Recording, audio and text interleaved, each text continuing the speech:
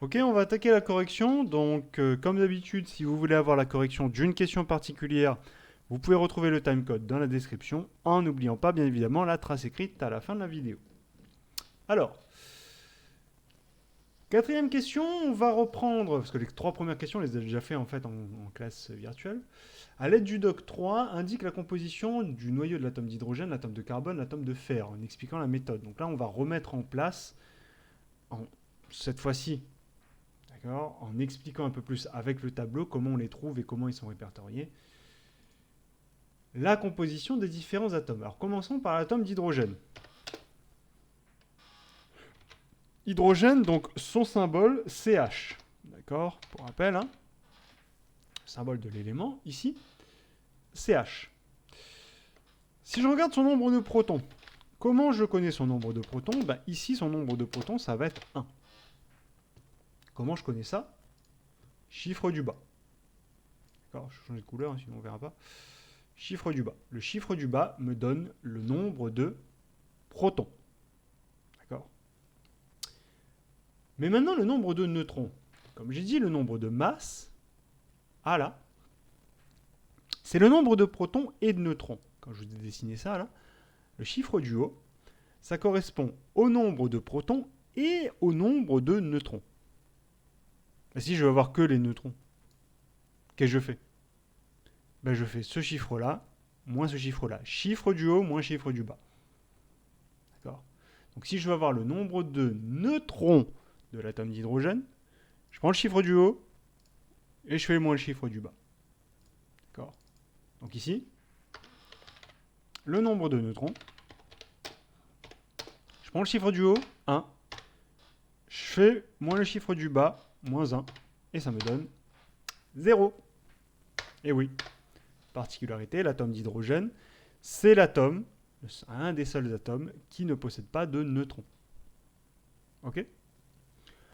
On va faire la même chose, mais cette fois-ci avec l'atome de carbone. L'atome de carbone, hein, son symbole Cc. Comment je connais le nombre de protons? Pas proton, proton. Chiffre du bas. Donc ici, j'ai 6 protons dans l'atome de carbone. Okay. Nombre de neutrons, toujours même principe. Le chiffre du haut étant les deux, les protons et les neutrons, les P plus N. Hein. Si je fais chiffre du haut moins chiffre du bas, je tombe sur le nombre de neutrons. Donc 12, chiffre du haut, moins 6, chiffre du bas, ça me donne 6. D'accord, hein. Je répète. Nombre de protons, chiffre du bas. Nombre de neutrons, chiffre du haut moins chiffre du bas. D'accord. Chiffre du haut moins chiffre du bas. Même chose pour le fer. Fer, son symbole c'est Fe. Nombre de protons, chiffre du bas, 26. Nombre de neutrons, tac, tac, tac, tac, tac. Chiffre du haut, 56. Moins chiffre du bas, 26. Ça fait 30. D'accord? Donc cette représentation-là, d'accord, la représentation avec un symbole, un chiffre en bas, regardez, ça me permet de connaître la composition exacte des atomes. D'accord? J'ai pas besoin de me taper les petits dessins là, qui vont prendre souvent longtemps, parce que regardez, si je veux dessiner le fer, j'ai 26 protons à dessiner au centre. 26 petites billes plus. Ok, on va dire que 26, allez, je prends mon temps, je le fais. Mais commencez à regarder là, des chiffres comme le radium. Tiens, le radium, ici. 88 protons. Et j'ai même pas encore compté les neutrons. Les neutrons, chiffre du haut moins chiffre du bas. 226 moins 88. Tout ça à dessiner. J'ai 226, si vous voulez, billes à dessiner au centre. 226 au total, ici. Particules à dessiner. On comprend relativement bien pourquoi on va utiliser cette notation-là pour représenter les atomes. D'accord? Ça va être beaucoup plus pratique. Mais enfin bref. Tac, tac, tac, tac, tac. Question 5. Alors, question 5. Le noyau d'un atome contient-il toujours autant de protons que de neutrons? Et illustre ta réponse avec des exemples que tu chercheras dans la classification périodique. Donc celle-là. Alors pas besoin effectivement, si vous n'avez pas le livre normalement ici, sachant que même si vous n'avez pas le livre, vous pouvez très bien chercher une classification périodique sur Internet. Tapez tableau de Mendeleïev ou classification périodique dans Google Images, vous aurez plein de tableaux comme ça qui sont à disposition. Parce que ça, c'est pas que pour le niveau collège. Ça, c'est pour tous les scientifiques existants qu'on utilise ce tableau-là, avec ces chiffres-là, avec ces informations-là. D'accord? Alors pourquoi la question se pose? Parce que regardez, allez, l'hydrogène, c'est un cas particulier, il a 0 proton. Mais regardez, 6 carbone et 6 neutrons. Je pourrais même faire ça avec l'azote, tiens. L'azote, il y a 7, vous voyez peut-être pas, hein, 7 en chiffre du bas. Et 14 moins 7, chiffre du haut moins chiffre du bas, ça fait 7. Donc j'ai 7 protons et 7 neutrons aussi pour l'azote. Donc ça veut dire qu'il y en a toujours? Non. Non, alors déjà je sais que j'ai pas le même nombre de protons que de neutrons, parce que regardez ça. Le carbone, 6, 6. Le fer, 26, 30. Donc déjà, je sais que j'ai pas le même nombre de protons que de neutrons. Mais il faudrait prendre encore un autre exemple. Parce que on est peut-être tombé sur le bon truc. On va prendre un autre exemple pour être sûr qu'on ne se soit pas bien trompé. Eh bien, qui on va prendre? On va prendre le sodium. Na. Alors pourquoi Na? Parce que le sodium se trouvait dans une roche qu'on appelait le natrium à l'époque. Je reviendrai quand on sera en présentiel, en classe entière. Je reprendrai cette histoire de symbole, pourquoi c'est ça, pourquoi c'est pas ça, et ainsi de suite. Alors prenons le sodium, tiens. Le sodium, nombre de protons, donc le chiffre du bas, 11. Chiffre du bas, 11. Nombre de neutrons, je fais le chiffre du haut et je soustrais avec le chiffre du bas. D'accord? Chiffre du haut moins chiffre du bas, donc 23 moins 11. Si j'ai encore de bonnes notions de calcul, ça doit faire 12. 11 protons, 12 neutrons. D'accord? Alors que, voilà, je pourrais prendre le calcium. Le calcium, proton, là, le calcium il est là. Chiffre du bas, 20. Nombre de neutrons, chiffre du haut moins chiffre du bas. 40 moins 20. 40 moins 20, ça fait 20. D'accord? Donc vous voyez que pas toujours, on n'a pas toujours le même nombre de protons que de neutrons. D'accord? Conclusion, on n'a pas toujours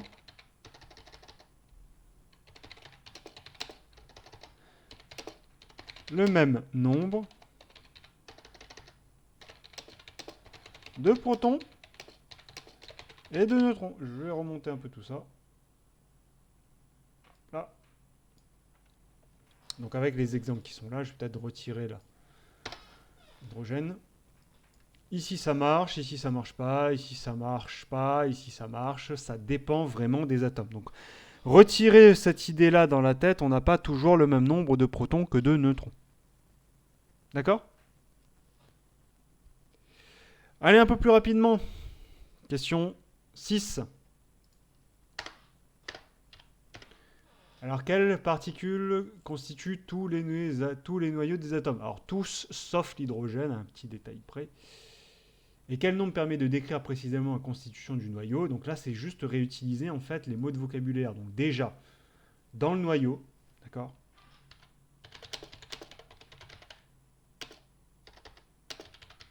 Des atomes, on trouve deux particules, on trouve des protons et des neutrons. D'accord? Ça, c'est la base. Les électrons, des atomes qui existent aussi. Hein. Ça, c'est les particules en noir. Là. Les électrons, qui sont des particules en noir. Eh bien, on va les trouver, d'accord, mais autour du noyau, en périphérie de l'atome. D'accord. Si vous voulez, ils sont là. Okay. Et le noyau, lui, il va être au centre. Et ben, dans ce noyau-là, on va trouver deux particules, les protons et les neutrons. D'accord. Et comment on va trouver ces protons et ces neutrons? C'est là où je vais en venir. Comment je vais trouver ces protons et ces neutrons? Grâce à deux chiffres qu'on va appeler le nombre de masse et le numéro atomique. Le chiffre du haut et le chiffre du bas. D'accord? Ces informations se trouvent dans le nombre de masse et le numéro atomique.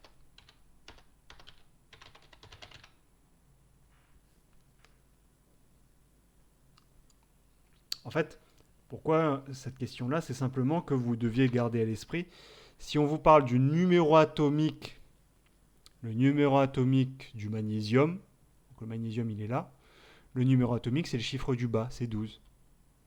D'accord? Simplement ces appellations-là, ok, vous devez garder en tête, c'est le chiffre du haut et le chiffre du bas et ainsi de suite. D'accord? C'est pour ça que je vous ai casé cette question-là. Ok? Alors, dernière petite réflexion. Alors, je vais retirer ça. Mettez sur pause si jamais vous n'avez pas. En même temps, vous pouvez toujours revenir avant dans la vidéo. Pour aller plus loin, je vais appeler la question 7. D'accord? La question 7, c'est le pour aller plus loin là. D'accord? Alors, qu'est-ce qu'on constate dans l'organisation du tableau? Je vous parlerai effectivement du trou qui est là quand on reviendra en classe entière. Mais qu'est-ce qu'on remarque? En fait, la découverte de la composition confirme... Qu'est-ce que ça confirme par rapport à ce qu'avait commencé Mendeleïev? Parce que Mendeleïev, il a commencé justement à les classer par ordre de croissant. Et qu'est-ce qu'on constate bien? Qu'est-ce qu'on constate? Comment sont organisés effectivement les atomes? Ils sont organisés en fait du plus léger au plus lourd et avec un nombre de protons croissant. 1, 2, 3, 4, 5, 6, 7, 8, 9, 10, ainsi de suite. Donc c'est-à-dire que, imaginons que je cherche l'atome avec 40 protons à l'intérieur. Facile. Ils sont classés par ordre croissant. Hop là c'est 34, 35, 36... Ah, le zirconium, 40 protons. D'accord? Donc la composition, effectivement, qu'on a, la composition du noyau, montre qu'on a des atomes qui sont de plus en plus lourds. Il y a des atomes légers, il y a des atomes lourds. Ok? Et qu'on les a classés par facilité du plus léger au plus lourd. Ok? Donc déjà ça, je reviendrai sur une information complémentaire.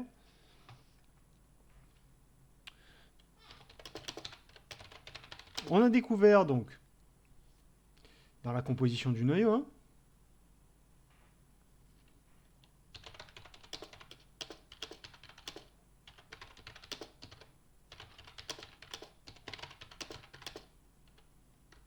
il y a des atomes légers et lourds.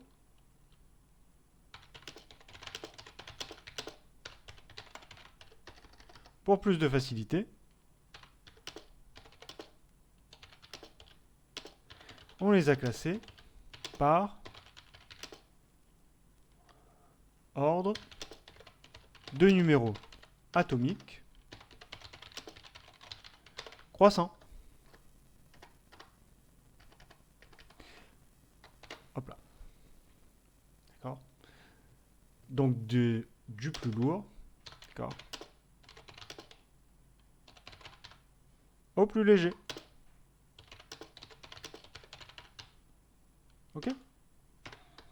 Donc ça, c'est simplement, effectivement, l'organisation du tableau est faite de cette façon-là. C'est pour vous aider à vous repérer. Par exemple, si je vous dis de trouver le nom de l'atome avec, je sais pas, 15 protons, il suffit que vous regardiez effectivement en ligne, on les a classés,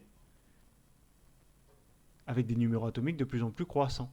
Donc 15 à la 14, 15, 16, 17. Donc le 15e, c'est le phosphore. D'accord? Alors, une petite parenthèse qui est de l'ordre de la culture générale, mais qui est quand même liée à cette question 7. Pourquoi l'atome de carbone? Pourquoi l'atome de fer? Pourquoi le carbone a cette propriété-là? Pourquoi l'atome de fer a cette propriété-là? Le carbone, c'est vos mines de crayon, c'est gris et ça se dépose sur une feuille. Le fer, c'est métallique, c'est argenté et c'est résistant, ça conduit l'électricité. Eh bien, il y a un facteur en fait qui définit un atome, c'est lui, le numéro atomique. C'est pour ça d'ailleurs qu'on les a mis en numéro atomique croissant. D'accord? Comme vous l'avez précisé ici. Là. Si je rajoute un proton, je passe de 26 à 27 et changer le nombre de protons, ça change l'atome. C'est une particularité, hein, vous verrez ça beaucoup plus en détail dans les niveaux supérieurs. Mais techniquement, si je rajoute un électron, et on verra justement ce que ça fait, ça change pas mon atome. Si je rajoute un neutron, ça ne change pas mon atome. Je garde du fer, si vous voulez. C'est ce qu'on va appeler des isotopes. Je reviendrai là-dessus quand on sera en classe entière. Par contre, si je rajoute un proton, je passe de 26 à 27, je passe du fer au cobalt. Et donc, je change mon atome et donc je change mon objet. D'accord? Un exemple tout bête, je rajoute un proton à mon carbone, c'est-à-dire mon mine de crayon, ça devient de l'azote. Et l'azote, c'est gaz. Vous voyez que je pars d'un solide ici, carbone, à un gaz simplement en ayant rajouté un proton en plus. C'est pour ça qu'on les a classés par numéro atomique, par proton croissant. Parce que c'est ça qui va définir les atomes en plus. Et ça permet de se repérer beaucoup plus facilement. D'accord? Donc je veux que vous compreniez, alors, outre ça, ça c'est un point de culture, je veux que vous compreniez bien donc que tous les atomes sont répertoriés ici et comment j'utilise cette notation-là. C'est surtout ça qui est important. Alors la notation avec le symbole nombre de masse et numéro atomique.